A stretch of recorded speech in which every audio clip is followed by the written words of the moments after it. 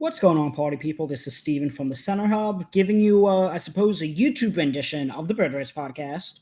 And I just wanted to come on here to explain to you guys, how flawlessly the Knicks executed this offseason. I mean, not only were they able to get Karl-Anthony Towns this past week, but they were also able to secure Mikel Bridges earlier in the summer. And I'm going to take some time to explain to you why, the cap maneuvering under the new CBA they did was so creative. So first off, shout out to President Leon Rose of the New York Knicks. Shout out to Executive Vice President William Wesley. Shout out to world-renowned CBA expert Brock Aller. Because this new CBA is pretty complex. And the Knicks, I don't like using the word loophole. I know that's been literally reported by multiple Knicks beat writers that they found a loophole. But, they found creative ways to get around to maximize what they wanted to accomplish. So when the Knicks first traded for Mikel Bridges, a lot of people, around me said, okay, this is sort of the Knicks all-in, final big move. I was a little skeptical at the time because I said, look, they still have that Pistons pick. They have a Wizards pick they may never convey. They have a whole bunch of contracts, a salary match. I wouldn't say this was the last rodeo in terms of being able to make a big splash in a trade. People thought that because the Knicks traded their 2025, 2027, 2029, 2031 first to Brooklyn, along with the Bucks 2025 first, a 2028 pick swap, and a 2025 second round pick. Either way, that all goes to the Nets, along with Bojan Bogdanovic, who made $19 million. Mikel Bridges, his salary is $23.2 million. So while this trade works financially under the, trade restraints of the CBA and salary matching and all, the Knicks were a first apron team. And in this new CBA, if you send out more money than you take in, you get hard capped at the first apron. Let me see. The first apron here for the Knicks is $178 million in change. So that means the Knicks would not have been able to go over to $178 million at any point during the year. That's literally why they call it a hard cap. So if this was just the trade as reported, all those picks for Bojan and Mikel Bridges, the Knicks would not be able to go above that $178 million. At the time, Isaiah Hardenstein was, free agency hadn't started yet. They did have aspirations to re-sign him. At the time, they had not re-signed OG Anunoby, I don't believe. So, the Knicks knew they had to not be hard capped at the first apron. So at least if they be hard capped at the second apron, which is about $189 million, that gives them about $11 million extra to work with this offseason. This is where they get creative. They sign and trade Shake Milton because they had his bird rights. And again, you could only sign and trade your own free agents. So because they had Shake Milton's bird rights, again, why it's called the Bird Rights Pod, because of the importance of bird rights, they sign and trade Shake Milton to the New York Nets, or the Brooklyn Nets, in that Mikel Bridges deal. So they combined Shake, Bojan Bogdanovic's $19 million, and Mamadi Diakite, who was on the books for a non-guarantee. They guarantee that and send those two guys to Brooklyn. Now they're hard capped at the second apron because in this new CBA, when you aggregate salary in a deal to make the money work, you get hard capped at the second apron. Alas, here's the Knicks creating a loophole. Again, don't like using the word loophole, but, finding an advantage to create an extra $11 million in room to work with. Now they have that wiggle room. And again, the second apron is $189 million. Now, here comes the cat trade. The Knicks make their moves. Unfortunately, they lose Hardenstein. They sign OG. They, bring back Precious Achiuwa for $6 million. They make a few financial moves around the edges. Because the Knicks are over the first apron, they, again, need to send out more money than they bring in, but they also need to be able to fill out a 14-man roster under the second apron. So when the Karl-Anthony Towns trades happen, it's initially reported Julius Randle and Dante DiVincenzo for Karl-Anthony Towns. First thing I said was, literally, that cannot be the reported trade. There has to be a third team involved.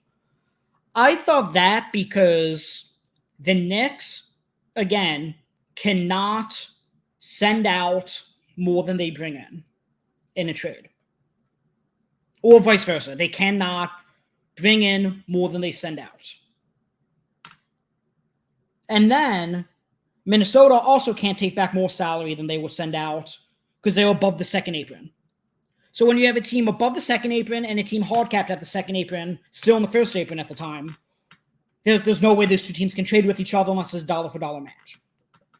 So this is where Charlotte comes in. And I just want to say shout out to Jeff Peterson and that entire Hornets front office. They've done a masterful job this offseason as well, whether it was helping facilitate the Klay Thompson deal, the sign and trade to Dallas, whether it was, taking in Reggie Jackson's salary from Denver for however many second-round picks they got. Here, Charlotte finds themselves getting an additional 3 second-round picks for something I'm going to get to momentarily.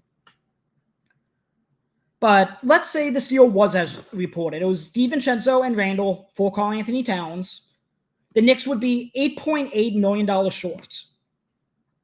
So what do? They had to get creative once again because they, again, cannot bring in more money than they send out. Karl-Anthony Towns makes $49.2 million. And again, Randall and DiVincenzo, if I'm doing the math, that's about 40.4, I would say. But either way, the Knicks end up sending Keita Bates-Diop, who is on a minimum for them, to Minnesota. And then they still have, to be able to make the extra $6.2 million work. They sign and trade Charlie Brown, Dwayne Washington, and the third player's name is, Daquan Jeffries, excuse me. But here's another scenario that the Knicks have to jump over a hurdle to get. You, in this new CBA, cannot stack minimums to salary match. The policy behind it, I suppose, is you can't trade five. You can't just sign a bunch of players to minimums as a second apron team and then stack 5 or 6 of them to get a $12 or $14 million player. That kind of defeats the whole purpose of this new CBA to kind of hamstring, second apron teams that previously have been high spenders like the Warriors, like the Clippers, teams like the Timberwolves. The Timberwolves have the second highest, I guess, luxury tax bill, second highest payroll in the NBA this season, which, for a small market, that's pretty unheard of. So what do the Knicks do? The Knicks end up signing and trading to the Hornets those 3 guys, Jeffries, Brown, and Washington, for exactly $1 over the minimum. That's, again, people calling it a loophole. It's strategy. And it was, again, if they weren't able to do the whole Shake Milton and Mamadi Diakite to the Nets and the Mikel Bridges deal, this Karl-Anthony Towns trade is never happening. It feasibly would not be possible. So because you can't stack minimums, they give each player $1 above the minimum and trade these 3 guys in the deal to the Charlotte Hornets, in this 3-team deal. One thing I will know is that sign-and trades do count against the apron, so the Knicks had to have the room to sign all 3 of these guys as is, and then trade them to make the trade work, and the Knicks were able to do that. They were able to fit them in the deal, and because they were far enough under the apron. So at this point, I am going to share my screen with you guys. The Knicks are about 3.6, I want to say. Let me see. Here's the Knicks cap sheet on ldsport.com. Shout out to Blake Stern, another member of the Center Hub. Go check out Blake's work. Come check out ldsport.com, where Blake runs a cap sheet and salary cap website. So the Knicks this is their number. Second tax apron space. Little under $3.6 million. The Knicks currently, if you look at the players in orange, this is 2, 4, 6, 8, 10, 11, 12 guys. They need to have at least 13 at all times, but they cannot go over the $3.6 million that they have. So with that said, they have Landry Shamet. If they guarantee this or training camp or even Chuma Okeke or TJ Warren, whichever vet they want to guarantee if one of them outperforms the others at training camp, that this number, this 2,087,519 number, that will become part of the Knicks payroll, which then leaves them with about $1.5 million in space. At that point, you can only have under 14 guys on your roster for up to 28 days in the entire season. And teams typically do like saving these when guys are able to sign 10-day contracts. So it's likely the Knicks will start with 14 guys on their roster. With that said, it's going to have to be a rookie.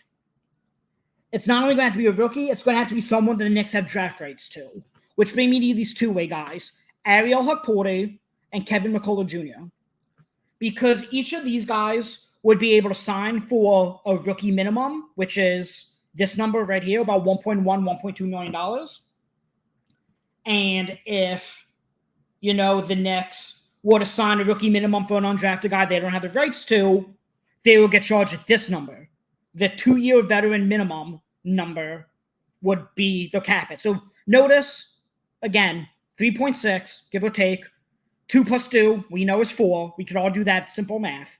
So it has to be 2 plus 1.2, which is about 3.2, which would get them to 14 players under, the second apron.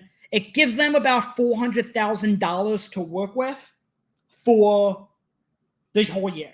So at this point, the Knicks are really cutting it close. But to pull off 2 trades like a Karl-Anthony Towns, like a Mikel Bridges, they've done a completely masterful job. Even better. Real quick, before we get to the Charlotte Hornets aspect of this, and even the Minnesota Timberwolves aspect of this, I want to take a minute to talk to you guys about Cerebro Sports. Cerebro Sports has built basketball's largest stat database, along with AI insights that allow over 900 of the world's basketball decision makers to find and evaluate player performances. Their data is simple to search and easy to translate, using those 7 skill metrics across men and women's competitions from youth, college, and professional levels, both domestic and international. Don't miss out. Sign up now at cerebrosports.com to create your free account. If you're a basketball professional, email info@cerebrosports.com to request your free gold trial today. Cerebro is a place to see it all. They have collected over 1 million unique performances, processed over 4,500 events, and tracked over 10.5 million stats.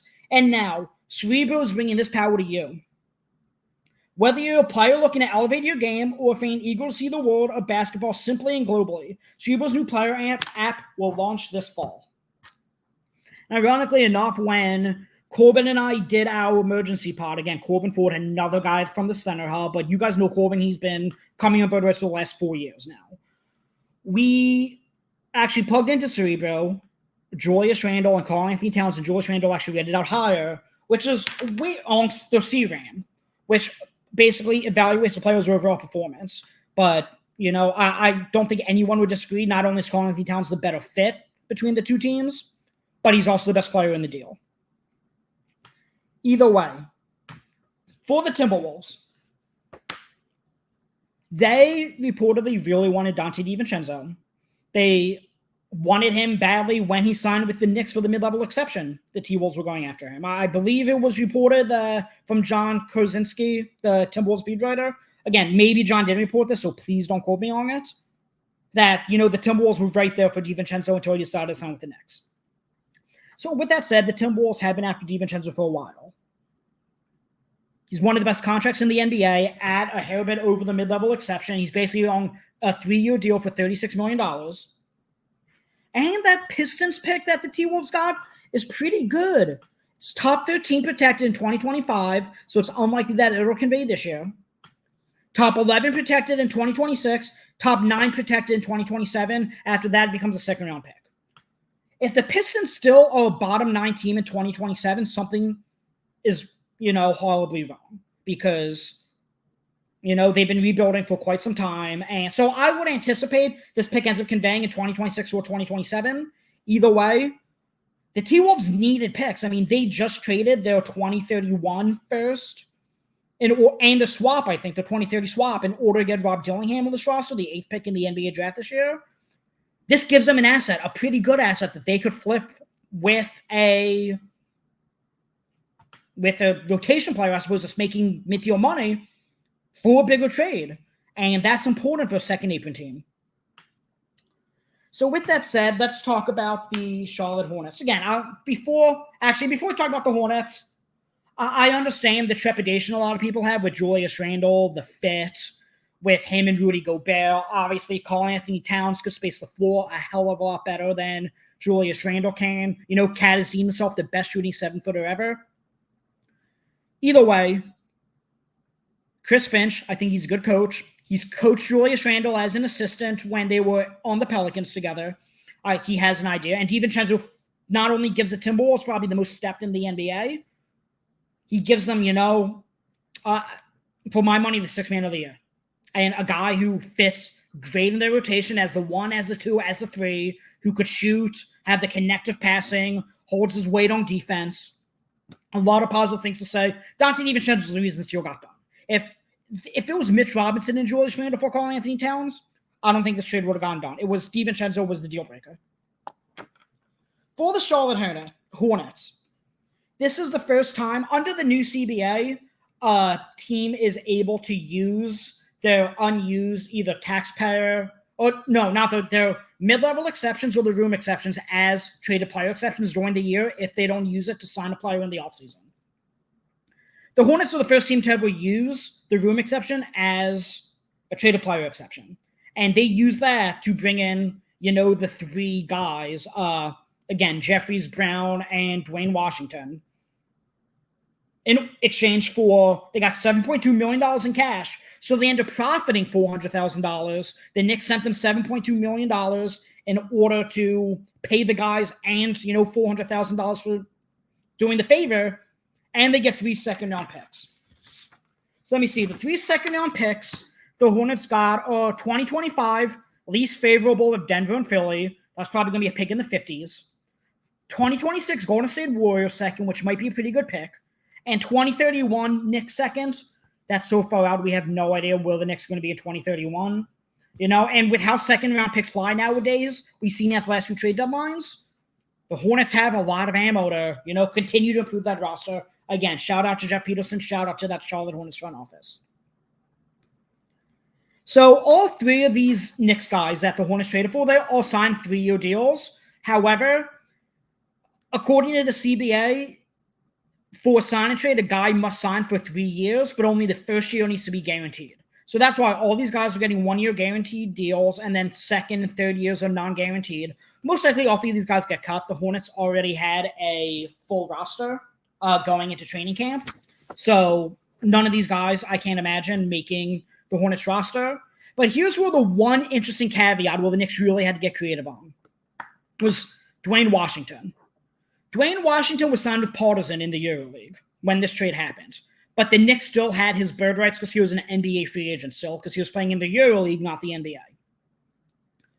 So the Knicks had to convince Partizan to buy out Dwayne Washington, had to wait for Washington. And again, keep in mind, Partizan season's already started. So, they're mid-season. So, Washington's a starter, rotation guy for them. I don't know if he's a starter, but I know he's a rotation guy. Why they have no incentive to buy him out. Not only do they buy him out, Partizan, but Washington needs to get clearance, get his FIBA clearance letter from FIBA in order for them to say, okay, you are good. You're out of this EuroLeague contract with Partizan. You are good to sign in the NBA now. He then signs and gets traded to the Hornets.